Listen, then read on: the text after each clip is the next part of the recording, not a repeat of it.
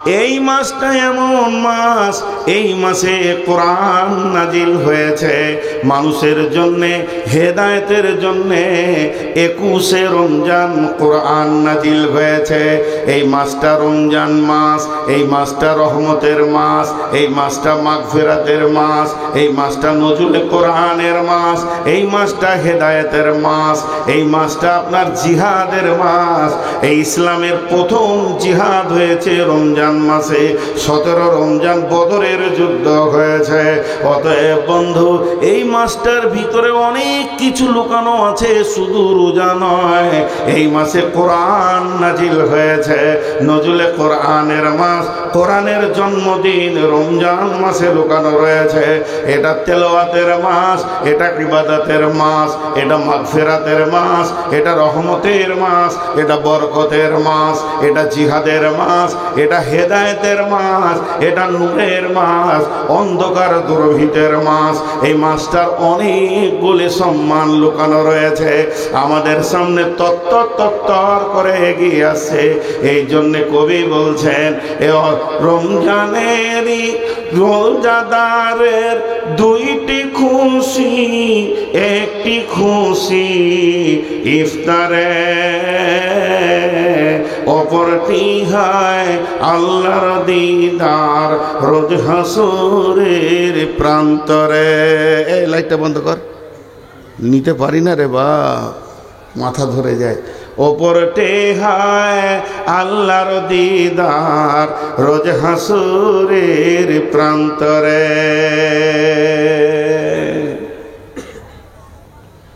এই মাসটা এত দামি মাস, হায় আমরা অবহেলায় কেটে যাই, বোকা যারা খ্যাপা। আচ্ছা সবাই একবার বলি, রমজান মাসে রোজা রাখবো ইনশাআল্লাহ। সকলে জোরে বলি, রোজা রাখবো ইনশাআল্লাহ। যারা রাখবেন না হাত তুলেন। অনেকগুলো লোক রোজা রাখবে না। সকালে রোজা রাখবো ইনশাআল্লাহ। আল্লাহ আমাদেরকে রোজা রাখার তৌফিক দান করুন, আল্লাহু আমিন। কিন্তু দুঃখের কথাটা বলতে আর মন দিয়েছে না জি, দুঃখের কথাটা বলতে আর মন দিয়েছে না। আল্লাহ তাবারাক ওয়া তাআলা বলছেন যে রোজা মাসটা রহমত বরকত সব ভরা রয়েছে, কিন্তু আমরা রোজা মাসকে এত গুরুত্ব দিই না। এবার নবীজি কি বলছেন দেখি, বিসমিল্লাহির রহমানির রহিম।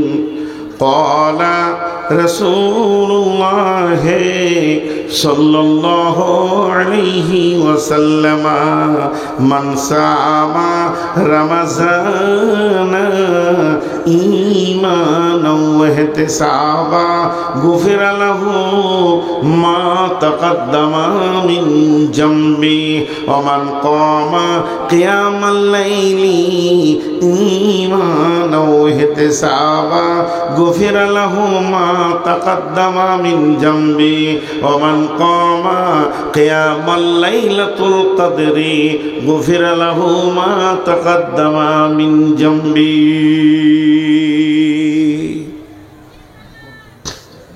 শুনি সব খুশি হয়ে যাবে। প্রথমেই আল্লাহ রসুল বলছেন, যে রমজান মাসে রোজা রাখবে ঈমান ইহতিসাবের সঙ্গে, তার পূর্বের অনেক গুনাহ মাফ হয়ে যাবে।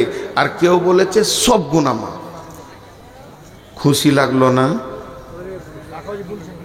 লাও, কি আর বুঝাবো বলেন তো? এতগুলি লোক খুশি হতে পারলেন না। খুশি হলে আলহামদুলিল্লাহ বলতে হয়, আশ্চর্য লাগলে সুবহানাল্লাহ বলতে হয়। আমি আর একবার বলছি, আল্লাহ নবী বলছেন, মান সামা রমাযানা ঈমানাও ওয়া ইহতিসাবা, যে লোকটা ঈমান ইহতিসাবের সঙ্গে রোজা রাখবে, গুফিরা লাহু মা তাকাদ্দামা মিন জামবি, তার পূর্বের যত গুনাহ আছে মাফ হয়ে যাবে।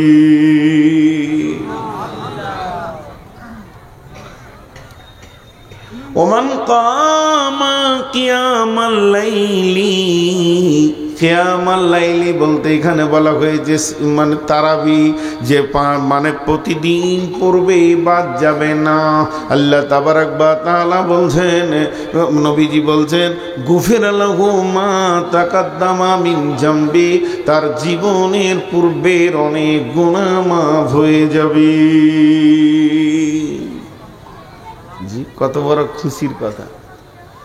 ওমান কামা কিয়ামাল লাইলাতুল কদরি, এই মাসে লাইলাতুল কদর লুকানো আছে।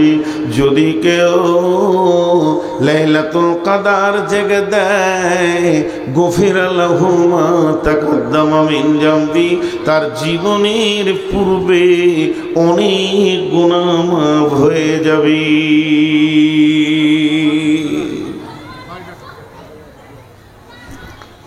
মাফ হয়ে যাবে। কত মজার ইবাদত আসছে একবারে।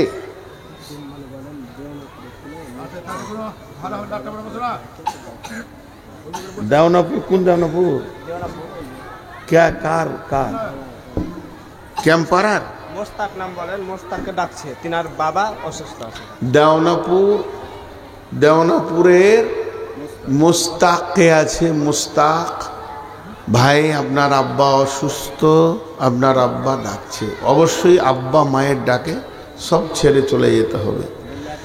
আপনি যান, আপনার আব্বা অসুস্থ, মুস্তাককে আছেন পারদাওয়ানাপুরের মুস্তাক ক্যাম্পারার, চলে যান। যেহেতু আপনার আব্বা অসুস্থ, আপনাকে ডাকছেন। জি, এগুলো এলান করতে হবে সব বাদ দিয়ে। তাহলে জীবনের গুনাহ মাফ। কত সুন্দর ইবাদত আল্লাহ দিয়েছেন, আপনার আমার জীবনের গুনাহ মাফ করার কত রাস্তা দিয়েছেন। কিন্তু আমি একটা প্রশ্ন করব, যদি আমার সঙ্গে আপনারা প্রশ্নতে একমত হন তাহলে বলবেন ঠিক আছে, আর যদি দ্বিমত হন তা বলবেন আমার প্রশ্নটা ভুল আছে। আমার প্রশ্নটাকে বোঝার চেষ্টা করেন। প্রশ্ন বুঝলে, ওদিকে আবার দাঁড়িয়ে আছে নাকি? আল্লাহ আকবার। আর আমাকে আজকে মার্ডার করবি, আমাকে মার্ডার করবে ওরা গো। আহা, কিভাবে দাঁড়িয়েছে, বুকে হাত দে, খালি তুই শালা নেমে দেখ, তোকে দেখছি। কি দোষ করেছি রে ভাই তোদের, হ্যাঁ? এমন করে দাঁড়িয়ে আছেন না, খালি তুই নেমে দেখ, কত চোপা চালাইছিস, তোকেই দেখছি একবার।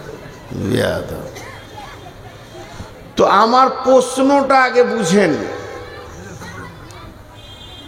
আমার প্রশ্ন হচ্ছে, ঈদের নামাজ পড়ে নিব, তারপর থেকে শুরু করব, চুরি করব, ব্যভিচার করব, জিনা করব, বেপরদা থাকব, জুয়া খেলবো, সুদ খাবো, মার্ডার করব, খুন খারাপি করব, লুটেরা করব, লুচ্চাগিরি করব, নামাজ পড়ব না, যাকাত দেব না, হজ করব না, কালেমা পড়ব না, যত গুনাহ আছে করব, লুটে ফুটে টাকা পয়সা করব। আর যেদিন পশ্চিম দিকে রমজানের চাঁদ উঠে যাবে, চাঁদটা দেখে নি, নদীতে ঝাঁপ মেরে দিব, গোসল করে নিব, সাবান মেখে নিয়ে এশার নামাজে তারাবি পড়ার জন্য চলে আসবো। মুসল্লির মতো টুপি লাগিয়ে সুন্দর করে 1 মাস রোজা রেখে নিব, সব গুনাহ মাফ হয়ে যাবে।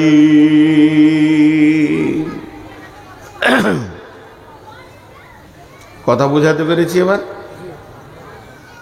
সারা বছর পাইকিরি হারে পাপ করব, ডজন ডজন পাপ, আর রোজা রেখে নিব, গুনাহ মাফ। আর কেউ এখানে একটাও আলিম, সারা দুনিয়ার কোনো আলিম বলতে পারবে না যে হাদিসটা জাল বা জয়ীফ, যেহেতু নবীজি বলেছেন, সেই হাদিস বুখারী।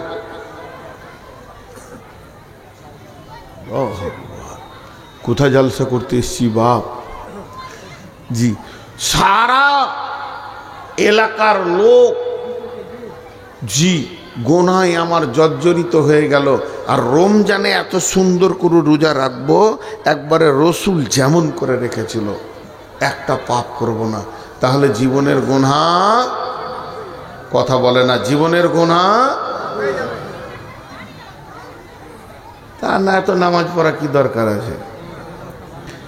কিন্তু আল্লাহ তাবারাক বা তাআলা রসুল দুটো শর্ত করেছেন। শর্ত দুটো খুব ভালো করে শুনেন। শর্ত শর্ত শর্ত বুঝেন তো? শর্ত বুঝেন কি না? হ্যাঁ, আপনি আমাকে কি শর্ত করলেন? আপনি আমাকে শর্ত করছেন আগামী পরশু যদি আপনি শোভাপুরে এসে জোহরের নামাজ পড়েন তো আপনার মাদ্রাসাকে 1 লাখ টাকা দিব। এখানে এসে কালকে কালকে জুমার নামাজ পড়াতে হবে আপনাকে, আর জুমা না পড়ালে টাকা পাবেন না। তো আমি চলে এসেছি শনিবার দিন, শুক্রবার বাদ দিয়ে, টাকাটা দেন। তো ও তখন বলছি যে আপনার শর্ত ছিল, এখানে লেখা আছে দেখেন, যে আমি জুমার নামাজ শোভাপুর জামে মসজিদে পড়াবো, আর আমার ওয়াদা ছিল টাকা দিব।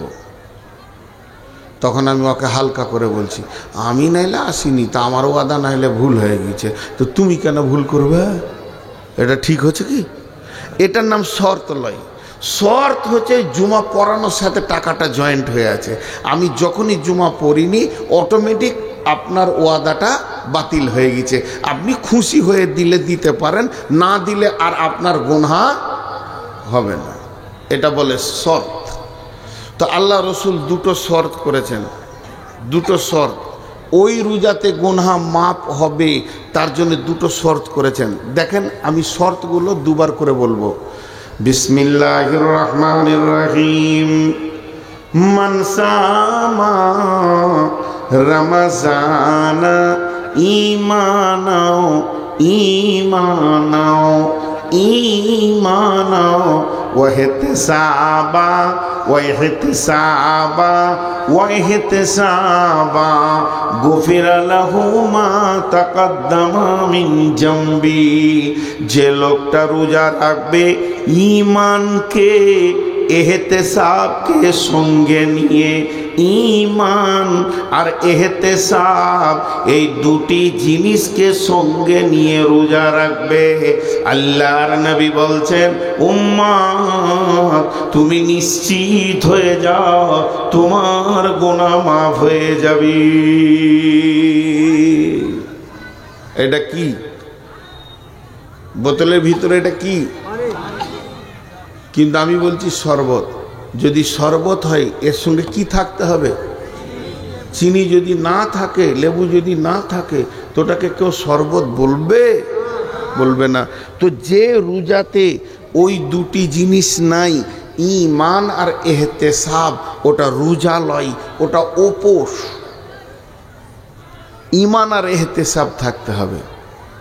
এবার ঈমানটা কেমন? ঈমানটা কেমন? ঈমানটা কেমন? রোজা রাখছি আমার গুনাহ মাফ হবে। আমি রোজা রাখছি আমার গুনাহ মাফ, কথা বলে না? হবে না, হবেই। এর নাম ঈমান। হাদিসের মধ্যে আছে বান্দা যেমন আল্লাহর প্রতি ধারণা রাখবে, বান্দা যেমন আল্লাহর প্রতি ধারণা রাখবে, আল্লাহ বান্দার সঙ্গে ওই রকম ব্যবহার করবেন। অতএব বন্ধুরে, আপনার আমার ঈমান যদি 100% থাকে, তাহলে আপনার আমার রব আপনার আমার জীবনের গুনাহকে মাফ করবেনই করবে।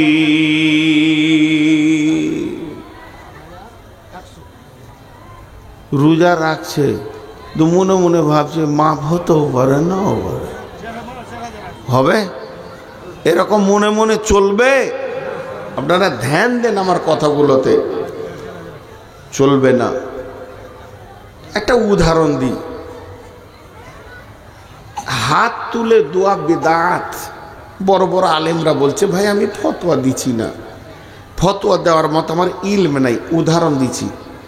মনে করেন বলে বলছি যে রমজান মাসে আপনাদের ইমাম সাহেব তারাবি শেষ হয়ে গেল আজকে, তো বলছি চলেন একবার দোয়া করি সবাই, আল্লাহর কাছে কাঁদি। 21 রোজা চলছে, তো ইমাম সাহেব দোয়া করছে, এই আল্লাহ তুমি আমাদেরকে মাফ করে দাও, গুনাহ করেছি মাফ করে দাও। ঈদগাহের ময়দানে হাত তুলে দোয়া করছি, মাবুদ তুমি আমাদেরকে ক্ষমা করে দাও, মাফ করে দাও।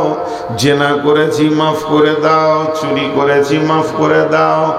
মাবুদ কত মিথ্যা কথা বলেছি, তুমি আমাদেরকে মাফ করে দাও। অঝোর নয়নে ইমাম কাঁদছেন, মুক্তাদিদের ভিতরে মুয়াজ্জিন টুকরে টুকরে কাঁদছেন, বলছে আল্লাহ বেশাক পাপগুলো করেছি মাফ করে দাও।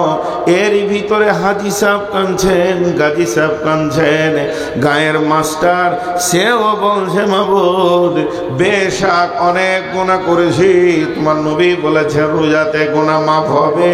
এই আল্লাহ তুমি মাফ করে দাও, এই মাফ করে দাও। অঝোর নয়নে সবাই কাঁদছে, এরই ভিতরে আমার মতো এক বেঈমান বসে আছে, খালি অলসতার সঙ্গে বলছে আমিন আমিন আমিন, অলসতার সঙ্গে বলছে, আর মনের ভিতরে বলছে মাফ হতেও পারে না পারে।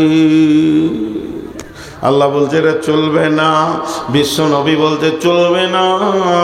তুমি যেদিন রোজা রাখতে শুরু করবে তুমি নিয়ত করে নাও আমার রব আমাকে মাফ করবেনই করবে। হযরত ওমর বলছেন আসমান থেকে যদি এলান হয় সারা পৃথিবীর মানুষ জান্নাত চলে যাবে, একজন জাহান্নামে যাবে, তাহলে আমি ওমর সেই জাহান্নামীটা। কারণ কোরআন বলছেন ইন্না বাতশা রাব্বিকা লাশাদীদ, আল্লাহর পাকার বড় মজবুত। আবার কোরআন বলছে, হযরত ওমর বলছে আসমান থেকে যদি এলান হয় সারা বিশ্ব জাহান্নামে চলে যাবে, একজন জান্নাতে যাবে, তাহলে আমিও তখনও বলবো আমি সেই ওমর জান্নাতি। কেন আমার আল্লাহ বলেছেন লা তাকনাতু মির রাহমাতিল্লাহি, হে ওমর, হে আল্লাহ বলছে হে আমার গোলাম আমার রহমত থেকে নিজেকে বঞ্চিত করিও না।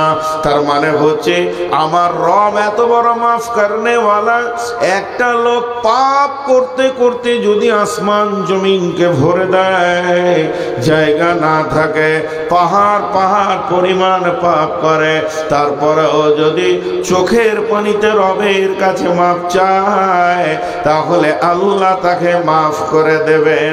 অতএব বন্ধু এটা একটা খেয়াল করতে হবে যে যেদিন আমি রোজা রাখছি ওই দিনে আমার দিল মন আল্লাহর প্রতি এতটাই বিশ্বাস থাকবে আমার গুনাহ মাফ হবে। এর নাম হলো ঈমান,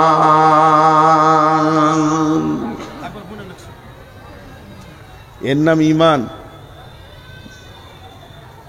ঈমানের নাম একটা উদাহরণ দিই, খুব শুনে ভালো লাগবে। আমার বাড়ি বর্ধমান, যদিও বর্ধমান বাড়ি তো আমি বীরভূম সীমান্তে বাস করি, বোলপুরের পাশে। আমার গ্রামটা পরেই 3 কিলোমিটার 4 কিলোমিটার বর্ধমান আছে, তারপরে বীরভূম শুরু। তো রমজান মাস আমার বিয়ে হয়েছে বীরভূম জেলায়। তো হঠাৎ বোলপুরে যখন পৌঁছাইছি তখন আসরের নামাজ পড়ছি, খেয়াল করে শুনেন উদাহরণটা। আমার শ্বশুরের 6টা বেটা 2টা বেটি, বড়টা আমার কাছে, ছোটটা আরেকজনের কাছে, আর 6টা বেটার বিয়ে হয়েছে, 6টা বউ বাড়িতে আছে। ঠিক ইফতার হতে আর মাত্র ওই 10-15 মিনিট, ইফতার হতে খাবার শুরু হবে 10-15 মিনিট। হঠাৎ আমি গাড়ি নিয়ে ঢুকে গেছি, 2জন আলিমকে নিয়ে, মৌলানা মুজাম্মেল ভাই আছেন, আমি আছি, আরও বড় বড় 2জন আলিম মাদানি নিয়ে। আচ্ছা, চাষি ঘর, সাদা বাটা খাবার প্রতিদিন হয়, মেহমান আসলে না হলে একটা ব্যবস্থা হয়। আর রমজান মাসের যদি 15-20 মিনিট আগে শ্বশুর ঘর ঢোকা যায় বড় বড় মানুষ নিয়ে, তো ওরা পেরেশানিতে পড়ে গেল। যেহেতু না আনি করতে বলছি কয়ু দরকার আছে, দেখে যান। খুব ধ্যান দিয়ে শুনেন, এই জায়গাটা ধ্যান দিয়ে না শুনলে ইমানের এটা খুঁজে পাবেন না। এবার আমি যখনই গাড়ি নিয়ে ঢুকেছি তা আমার শ্বশুর দেখে চমকে উঠলো, আরে সুবহানাল্লাহ, জামাইয়ের সাথে 4খানা বড় বড় মেহমান। তো 6টা শালা 6 দিকে দৌড় মারলো। কেউ গেল মাছ আনতে, কেউ গেল মুরগি আনতে, কেউ গেল তেলে ভাজা আনতে, কেউ গেল মিষ্টি আনতে, কেউ গেল আর কিছু আনতে, ফল ফ্রুট আনতে। আর বহুরা সব দাঁতন করছিল, উজু করব, ইফতার করবো, মুড়ি টুড়ি চিড়ে যা আছে খেয়ে নিব। আর তলায় কেউ বটি নিয়ে বসলো, কেউ আলু রেসতে বসলো, কেউ পেঁয়াজ ছিলতে বসলো, কেউ রসুন কুচলাইছে। আমার শাশুড়ি বুড়ি মানুষ, সেও কষ্ট করে হাঁড়িটা নিয়ে যে গ্যাস জ্বালাতে গিয়েছে। একটা ঘর শান্ত ছিল, একটা ঘর শান্ত ছিল, একটা ঘর শান্ত ছিল। জামাই আসার কারণে উতাল পাতাল লেগে গেল। আর আমাকে বটুখানায় বসতে দিয়েছে। আমি আর মোজাম্মেল ভাইকে নিয়ে বসে গল্প করছি যে দালালের পাল্লায় পরে বিয়ে হয়েছে, খেতে দিতেও পারে নাও পারে। আচ্ছা, এটা যদি আমার শ্বশুর শুনতে পায়, কলজেটা কেমন জ্বলবে বলেন তো? হ্যাঁ, আর একবার হ্যাঁ না বলেন। বন্ধুরা আমার, আসমান যখন পৃথিবীর বুকে রোজা ঢুকে যায়, আসমান জগৎ তোলপাড় হয়ে যায়। ওরে জাহান্নামের দরজা বন্ধ কর, ওরে শয়তানকে বেঁধে দে, দরজা রহমত মাগফিরাতের দরজাকে খুলে দে, আল্লাহর সামনে দফতরগুলো এনে দে। আমার গোলামেরা রোজা রাখবে আর আমি তাদের গুনাহগুলোকে মাফ করব। গোটা আসমান জগৎ, ফেরেশতা জগৎ তোলপাড় লেগে গেল, রই রই রই রই কাণ্ড লেগে গেল। কেননা রোজা এসেছে, রোজা এসেছে, রব তার গোলামদেরকে মাফ করবে রে। জাহান্নামের দরজায় তালা মেরে দিয়েছে, জান্নাতের দরজা খুলে দিয়েছে। তার রোজাদার বান্দারা সামনে ইফতারকে নিয়ে বসে থাকবে। এখনো 3 মিনিট আছে, মুখে পানি দেবে না। এই দৃশ্যটা আমার রব দেখবে আর তার গুনাহকে মাফ করবে। এই অবস্থাতে যদি কোনো গোলাম মনে মনে নিয়ত করে আমার গুনাহ মাফ নাও হতে পারে, তাহলে আমার রব যখন ওর দিলটা দেখবে, তাহলে আমার রবের দিলে কত আঘাত হবে। ও গুনাহগার গোলামের রে, তোরই গুনাহ মাফের জন্যই তো আমি মাছটা তৈরি করেছি। আর তোর ভিতরে এত নোংরা কথাটা এলো কি করে? এর জন্য বিশ্বনবী বলছেন, তুমি রোজা রাখবে, রাখো, ঈমানের সঙ্গে রাখো। বুঝাতে পারলাম? সকলে জোরে বলেন, পারলাম। এবার এহতেসাব বা মানা ইখতিলাস। তোর মনকে জিজ্ঞেস কর, কেন রোজা রাখছিস? তোর মনকে জিজ্ঞেস কর, তুই কেন রোজা রাখছিস? জি ভাই, তোর মনকে তুই নিজে জিজ্ঞেস কর, এমনি করে মনকে তুই কেন রোজা রাখছিস? ইহতিসাব করতে হবে। একটা কথা বলি আপনাদেরকে, টিউ দেখেছেন সাইকেলের? টিউ, ওই টিউ একটা নজেল আছে, ওইখানে সিরিঞ্চি পাম্পারটা লাগিয়েছে, দিয়ে পাম্প করছে, পাম্প করছে, পাম্প করছে, ফস ফস ফস ফস। ক্লান্ত হয়ে বসে গেল, ফের উঠে লেগেছে, ফস ফস, বসে গেল, ফের উঠে লেগেছে। এইভাবেও চালিয়ে যাচ্ছে। পাম হয় না। 1.5 ঘন্টা চালিয়েছে, পাম হয় না।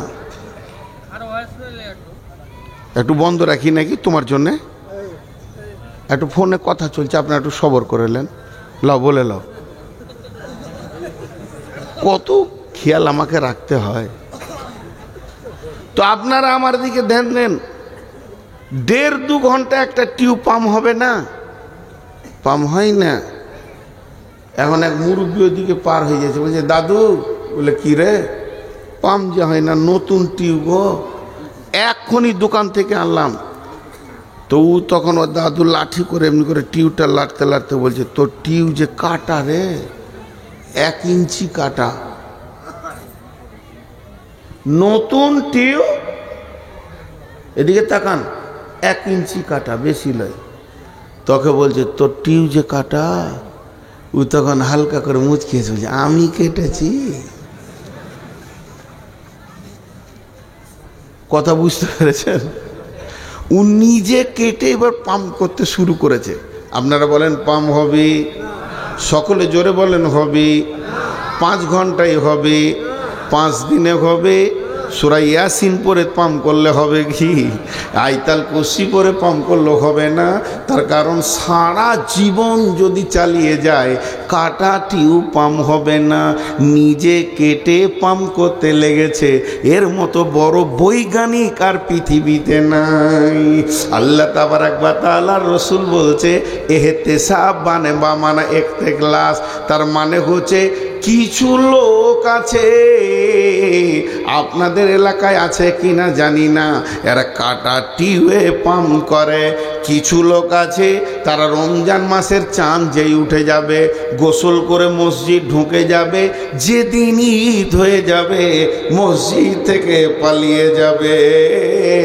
তার কারণ ও খালি প্রতিদিন গুনছে আর 25টা রোজা, আর 20টা রোজা, আর 10টা রোজা, 25টা হলো 5টা রোজা, 28টা হলো আর 2টা রোজা।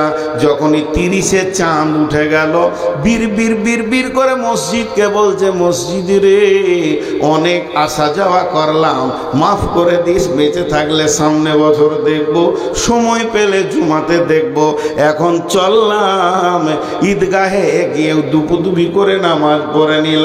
আল্লাহ তাবারাক ওয়া তাআলার নবী বলছেন তুই যে ঈদের পরের দিনে মসজিদ থেকে পালাবি এটা আল্লাহ ভালো করে জানে। অতএব তুই যে মালটা পালানো মাল, ভাগোড়া মাল, তুই ঢুকেছিস পাম মারতে, আর ওইদিকে 30 রোজার পরে টিউ কেটে রেখে দিয়েছিস।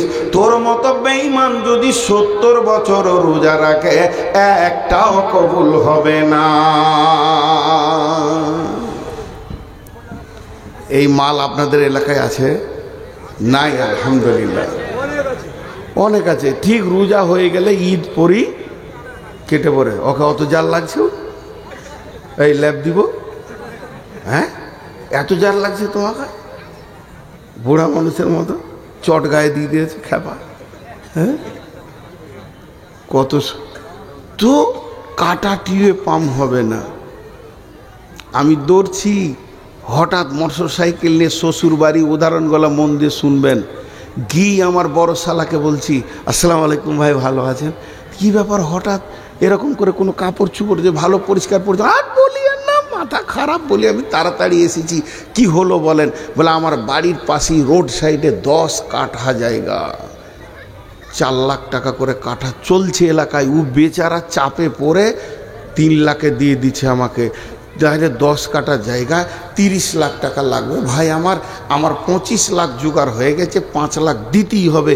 আর রাতের মধ্যে যদি 30 লাখ না দিই আর একটা পার্টি 35 লাখ ধরে দাঁড়িয়ে আছে, ওকে দিয়ে দেবে, জায়গাটা হাতছাড়া হয়ে যাবে। ভাই ওই জায়গাটা আপনার বোনের নামে আর আমার নামে করব, আপনি আমাকে 5 লাখ টাকা ধার দেন। আজকে হলো বুধবার, কাল বৃহস্পতিবার জায়গাটাকে লেখালেখি নিয়ে ব্যস্ত থাকব। শুক্রবার জুমার দিন কোথাও যাব না। শনিবার রবিবার বাদ দিয়ে সোমবার দিন আপনি ঘরে না থাকলেও আমি টাকা এনে ভাবির হাতে দিয়ে চলে যাব। আমার টাকা ব্যাংকে আছে, রাতে তোলা সম্ভব নয়। শালা তো মনে মনে ভাবছে যে জাগা 5 কাটা যদি ওয়ার হয়তো 5 কাটা আমার বোনের তো হচ্ছে, তো আমার বোনের তো একটু মজবুত হচ্ছে। ক্যাশ ঘরে ছিল, 5 লাখ দিয়ে দিলে। আর আমি খালি ঘন ঘন বলছি সোমবার দিবই, সোমবার কোথায় যাবো না, দিয়ে দিব। ওটা মুখে বলছি এখানে, আর ভিতরে বলছি টাকা দিয়ে দেখ রে শালা, কত সোম যাবে তোর। সোম যেতে যেতে তুই কবরে চলে যাবি। তোর বোন আছে আমার কাছে। এটা হচ্ছে কোথা বুকের কথা। ও আমাকে টাকা দিল কেন, আমার এইখানটা বুঝতে পারলো না। মানুষ বুঝতে পারলো না, টাকা দিয়ে দিল।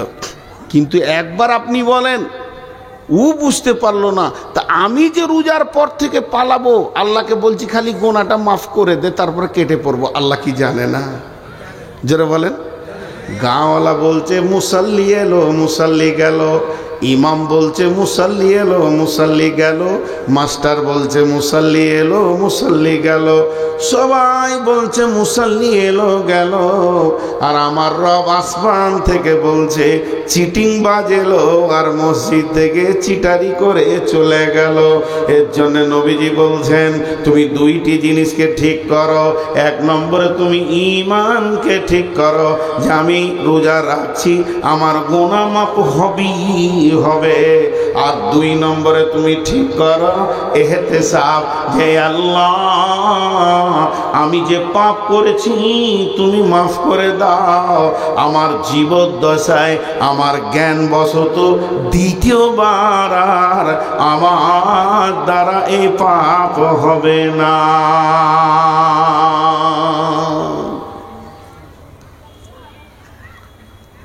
গোটাটাই রমজানের বায়ান করলাম। আমার দ্বারা দ্বিতীয়বার এ পাপ আর হবে না, তুমি মাফ করে দাও আল্লাহ আমাকে। তো নবীজি বলছে যদি এই দুটি তোমার ঠিক থাকে, এই সামনে যে রোজা আসছে, আমি 70 বছরের পাপী, আর একজন 90 বছরের পাপী, আর একজন 20 বছরের পাপী, এমন হনে পাপ নাই যেটা করিনি। চোখের পানিতে কাঁদি আর নিয়ত করি জ্ঞানবশত দুইবার আর পাপের জায়গায় পা দিব না। আল্লাহ তুমি আমার গুনাহ মাফ করো, তুমি করবি তো ওর মাফ হয়ে যাবে। কিন্তু মাপ চাইতে গেলে কিছু জিনিস মাপ হবে না, হাজার মাথা ঠুকলো। এক নম্বর হলো যদি কারো জমিকে দাবিয়ে রেখেছেন, কেউ আপনার টাকা পাবে পরিশোধ করেননি, শক্তির বলে যদি কাউকে মেরে রেখেছেন থাপ্পড় গালে, যেগুলো আপনি অন্যায় করেছেন এগুলো মানুষের কাছ থেকে মাপ চাইতে হবে। যাকে আপনি টাকা দেননি টাকাটা ফেরত দিতে হবে। যার জমিটা জবরদখল করে নিয়েছেন ওটাকে তার কাছে রিটার্ন করতে হবে। এতগুলো না করা পর্যন্ত গুনাহ মাফ হবে না। আল্লাহ সব মাফ করেন কিন্তু ঋণের গুনাহ মাফ করেন না। তারপরে এমন কিছু পিতা আছে বড় ছেলেকে বাদ দিয়ে ছোট ছেলেকে জমি জায়গা লিখে দিয়েছে, কিংবা ছেলেদেরকে লিখে দিয়েছে বেটিদেরকে ফাঁকি মেরে দিয়েছে, এ গুনাহ মাফ হবে না। সারা রমজান কেঁদে মাথা ঠুকে দিলেও হবে না, ওই জমিগুলো ঠিক ঠিক রিটার্ন করে দিতে হবে, তবেই গুনাহ মাফ হবে। অতএব এই মাসটা হলো মাফের মাস। এই মাসটা হলো আপনার আমার জিন্দেগি গুনাহ মাফের মাস। জি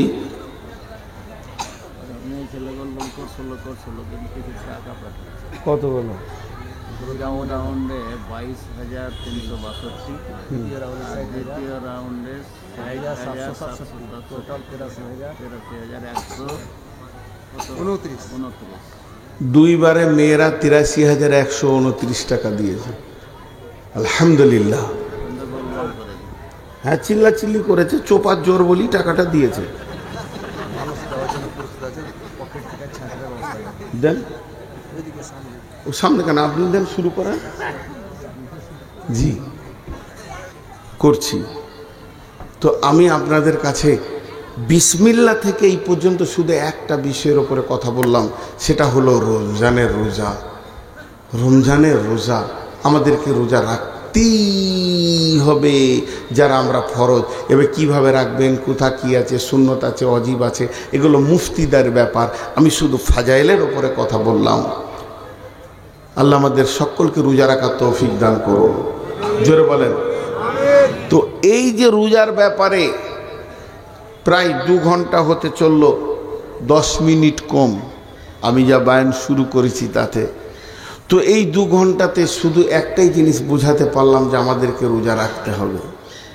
জানেন আমাদের ভিতরে অনুশোচনা নাই। ঈদ, বিশ্বনবী বলছেন যারা রোজা রাখে না তারা যেন ঈদগাহে না আসে। আর আমাদের এখানে কি সিস্টেম আছে আপনাদের জানি না, আমাদের বর্ধমানে যারা রোজা রাখে না তারাই আবার ঈদগাহে প্রথম হাজির। ওরাই আবার হুঙ্কার মেরে বলবে টাইম হয়ে গেছে, তাড়াতাড়ি করেন, কারণ ঈদটা শেষ হলে যখনই নামাজটা শেষ হবে তখন বাইক নিয়ে বেটি নিয়ে পরের বেশটি নিয়ে রাস্তাঘাটে হিন্দু অন্য জাতির মতো রাঙা ভোজকেমা করে বেড়াবে। এর জন্যে তারা তাড়াহুড়ো করে। হযরত উমর ডুকরে ডুকরে ঈদের দিনে কাঁদছেন। সাহাবীরা প্রশ্ন করলেন, আমিরুল মুমিনিন, খলিফাতুল মুসলিমিন, আজকে হলো ঈদের দিন, আজকে আপনি কান্না করেন কেন? আমিরুল মুমিনিন বলছেন, বন্ধু তোমাদের এই রোজা কবুল হয়ে গেছে, তোমরা তো আনন্দ করবে, আমার রোজা কবুল হয়েছে কি না আমি অনুশোচনায় আল্লাহর কাছে কাঁদছি।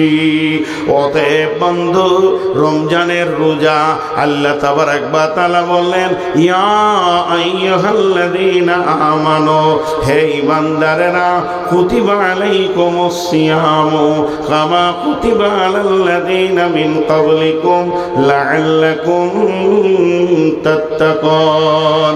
হে ঈমানদারেরা, তোমাদের ওপরে আমি রমজান মাসে রোজাকে ফরজ করে দিলাম, যেমন তোমাদের পূর্বপুরুষের ওপরে করেছিলাম, যাতে করে তোমরা মুত্তাকি হয়ে যাবে।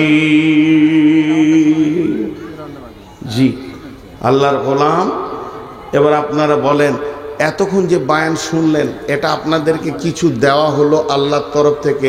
আমি নূর মোহাম্মদ, এটা আমার শুধু মুখস্থ বিদ্যা, আমি একটা মানুষ, আপনাদের যা মূল্য আছে আমার নাই, আপনারা হলেন আমার থেকে দামি, আপনারা আমার ওস্তাদ, আমি আপনাদেরকে সবক শোনালাম। কিন্তু এই মাদ্রাসাটা ছিল বলি আজকে 2 ঘন্টা 3 ঘন্টা 4 ঘন্টা বড় বড় আলিমরা যে সবক দিয়ে গেল, তার জারিয়া হচ্ছে মাদ্রাসাটা। মাদ্রাসাটাকে বাঁচিয়ে রাখতে হবে। হযরত উমর ফারুক রাদিয়াল্লাহু তাআলা আনহুকে পিঠে বর্ষা মারা হয়েছে, বুক দিয়ে বর্ষা বেরিয়ে গেছে, মুখ দিয়ে দুধ খাওয়াচ্ছে, ক্ষত জায়গাতে দুধ বেরিয়ে যাচ্ছে, পেটে যাচ্ছে না। এই অবস্থায় একজন সাহাবী তাড়াহুড়ো করে আসছে, টাকনুর নিচে কাপড়টা চলে গেছে। হযরত উমর বলছে, ভাই তুমি আগে সুন্নতটাকে বাঁচাও, আমি মরে গেলে কোনো দুঃখ নাই, নূর মোহাম্মদ যদি মরে যায় কোনো দুঃখ নাই, মাদ্রাসাকে বাঁচিয়ে রাখেন, আমার মতো নূর মোহাম্মদকে জন্ম দিতে পারবে। আমি তো আপনাদেরই ছাত্র, পারদাওনাপুরের ছাত্র, কত এলাকা ঘুরেছি মাইক নিয়ে। সেই যুগে মৌলানা আব্দুল বারী সাহেব ছিলেন, মৌলানা আহমদুল্লাহ সাহেব ছিলেন, মৌলানা আব্দুর রহমান সাহেব ছিলেন, এনারা পৃথিবী থেকে চলে গেছেন। মৌলানা আব্দুর রহিম সাহেব আছেন বীরভূমে, 3 জনই চলে গেছেন, মৌলানা আব্দুর রহিম সাহেব আছেন এখন। তো সেই ব্যক্তিদের পেছন করে করে এই ঢাপি পাড়া, কোন পাড়া, পোস্ট অফিস পাড়া, মৌলানা সাহেবের বাসায় খেয়েছি, ওখানে রাতে কালেকশন করা, এই করা, ওই দৌলতপুর পর্যন্ত গেছি, সব ঘুরেছি, বাখড়াবাদ টাকড়াবাদ সবই চিনি। 2-3 বছর এখানে কাটিয়ে গেছি। বিধায় আজকে সেই মাদ্রাসা আছে বলি আজকে আমাকে দেখতে পেয়েছেন। মাদ্রাসাটা যদি না থাকতো আমি কি কাঁঠাল গাছে হয়েছি, নাম গাছে হয়েছি?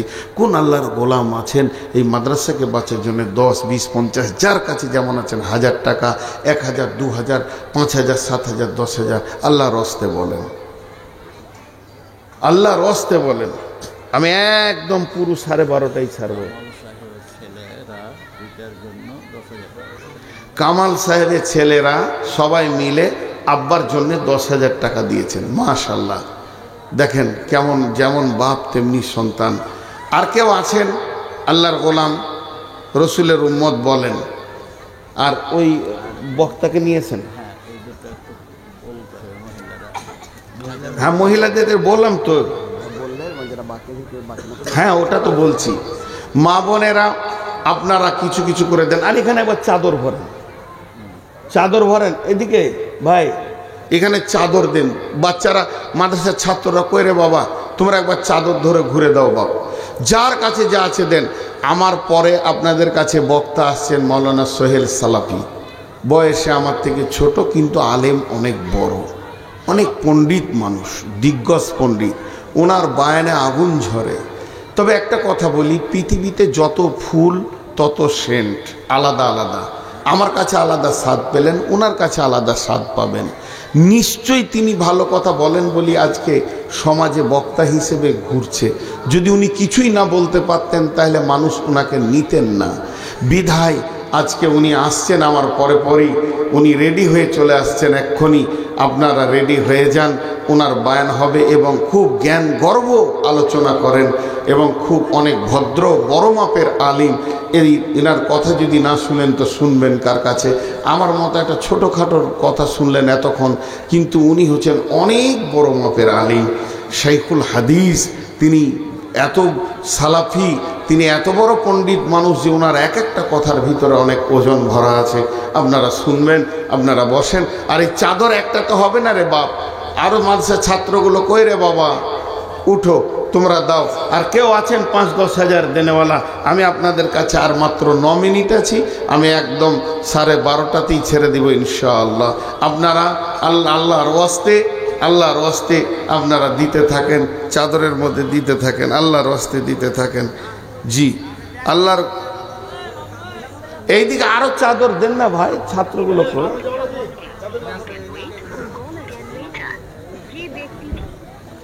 আরো চাদর দেন। জি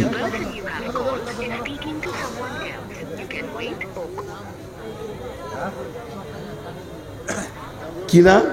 জামিরুল ইসলাম, জামিরুল দোকানি। বাপের নামে। হ্যাঁ, কই কোনটা? এই জামিরুল, কত দিলেন? ভালো অবস্থা আছে, 10,000। মা বাপ না, মা আছে, বাপ আছেন? বাপ কিছু দিন মারা। কত দিলেন ভাই? 10,000। তো আরও কিছু দেন, আপনার আল্লাহ অবস্থা দিয়েছে। আমি খুব চাপাচাপি সবাইকে করি না। তো আপনার যেমন আছে, মানুষ হযরত ওসমানের কাছে বারবার লোক পাঠাতেন রসুল কেন? মাল আছে বলি। আপনার আওকাত আছে, 20 করে দেন, 10 কে কিছু করেন। হ্যাঁ, আচ্ছা ঠিক আছে, একটু বাড়ান, কিছু 15 করেন, ইজ্জতটা রাখেন।